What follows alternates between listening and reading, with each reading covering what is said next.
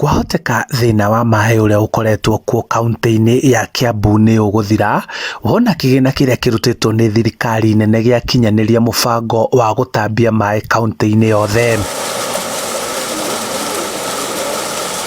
Mwandiki mukaru ministry-ini ya maĩ Joseph Wairagu niwe uhithuritie ati thirikari ni irekereirie kimanjika kia birioni 48 iria ikuhuthika kunyotora aikari a Kiambu na maĩ, na aritie uu hindi iria aracerete mwena wa Tigoni haria maĩ kuma ndemu-ini itiganite marathererio na gutambirio aikari matura-ini matiganite kaunti-ini ino. Maĩ maingi muno maria moimaga Kiambu mathiaga kunyuro kaunti ingi,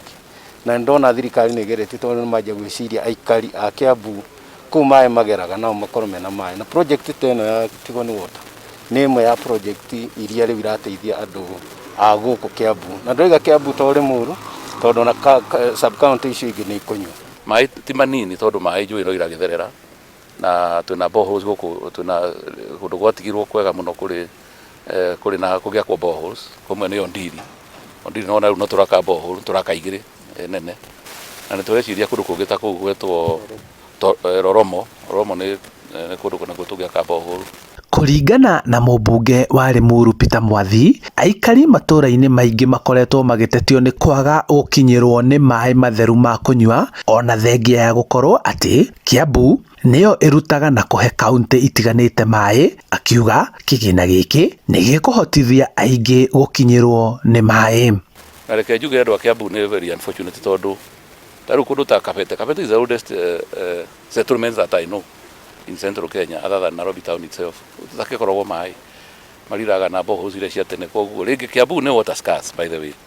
na koguo no igue portfolio ni nene ya billion 48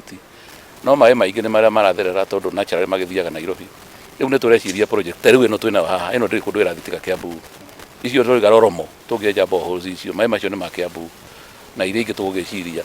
ni tureciria demu iyo itagwo Kinare,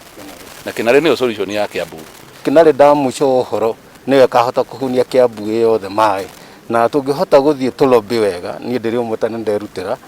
ihote gwikirwo bia onako no sidimani cia kwanjiriria ni gwiciria kinina miaka 5 ni tukona demu iria tukoiga maĩ thiini wa Kiambu matikaga ringi. Hamwe na makinya maria megukinyukio ni kwenjwo kwa demu ya Kinare iria ikuhuthika kaimana na kuhe muingi wa kaunti ya Kiambu maĩ. Handu-ini ha Inooro TV kuma Tigoni kaunti-ini ya Kiambu, njitagwo Charles Gikunga wa Kariuki.